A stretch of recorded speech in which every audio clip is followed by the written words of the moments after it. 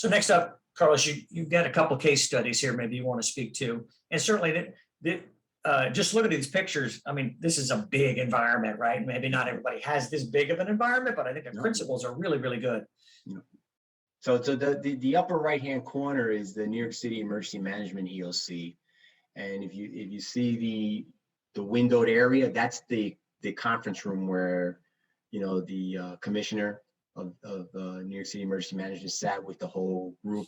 And I may be in that room certain periods of times to come report out on, company issues, or maybe the head liaison would be there if I'm not there to report out for Con Ed.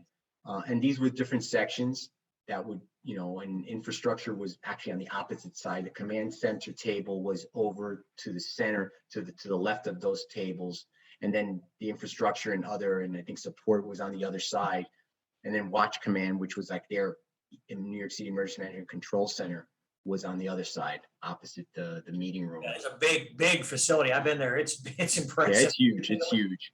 And the one in the picture below is actually the Joint Operation Center, the JOC, down in Puerto Rico in the San Juan Convention Center. Right. And that's what I walked into my first day when I landed in Puerto Rico. I walked into this room, and then swiftly got pulled up into a large conference room to talk with the governor and a bunch of other folks from the Army Corps, FEMA, Department of Energy, to kind of start, getting situational awareness, and then kind of let what are we going to do from here, kind of things with the storm response there at Puerto Rico.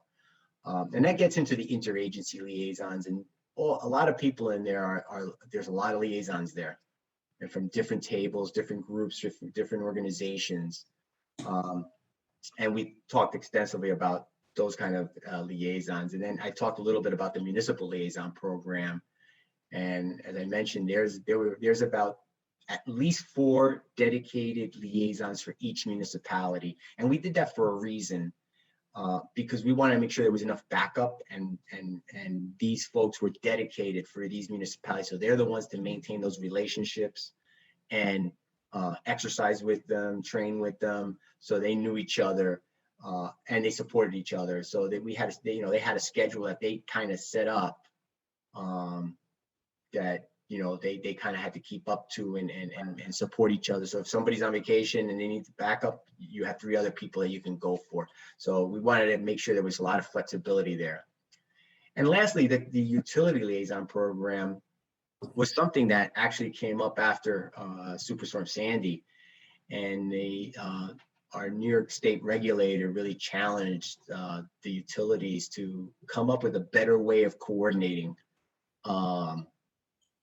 between the utilities. And the utilities, I'm going to say, is the electric, gas, telecoms, cable, all those, because I guess their feeling was that there wasn't a lot of good communications during that response.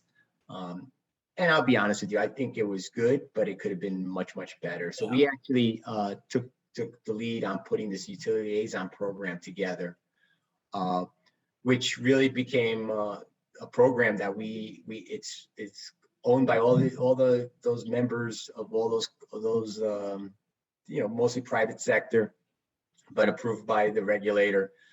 And it doesn't necessarily mean you have to be physically located at your EOCs. It could be virtual. And, with the pandemic nowadays, virtual is a common thing nowadays, right? So always allowed for just having that person or number that you can call, you get your answer very quickly. So I'll give you an example.